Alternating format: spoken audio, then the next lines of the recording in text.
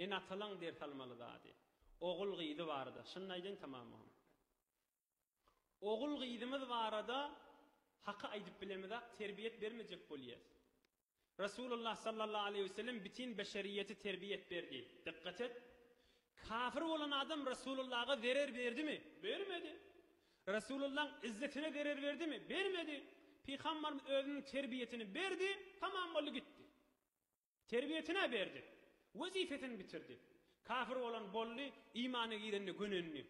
Sen menne Peygamberimiz vazifetimizdik bütün insaniyete haber vermek. Ey enatala bizim de vazifemiz oğul gıydımızda terbiyet vermek. Ulamalı aydiye Peygamberle bilen bir enatala dippet gitsen mesuliyetimiz oğul gıydımız var arada. Peygamberimiz şu kafirleri terbiyet beripdir. Ey enatala bizim elimizdeki çağı var.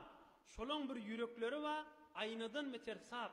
Yüreklerini hiç zat yok.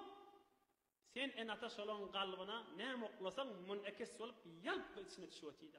Şoma beyik Allah Teala'nın muhabbetini okla. Beyik Beyik Allah Teala'nın muhabbetini okla. Resulullah sallallahu aleyhi ve sellemin de muhabbetini okla.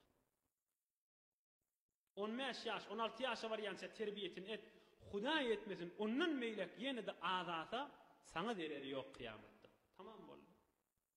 Dua et giderse yine de. Yine de üstüne zahmet çeker. Yine onun meylekte kefin ulağı atmasa vazifen bitirdin. Sana dereri yok. Emme ştayni adımızdan çıkarmayın. Şu oğlun zıklamadı. Güllüne odan gıyıcı adımız var. Allah Teala bize amanet etip verdi. O kıyamette bizim yakamı tutacak. Bir arasta yürekleri var. Eneden noktaysa tari gören akla. Şolon yürecüklerine Allah Teala ve Resulullah'ın muhabbetini oklayacak bolayın. İnşallah gurrun yedini. Beyik Allah Teala koklası inni keftelerde aydır. Hudayi Teala nuri imandan ayırmasın.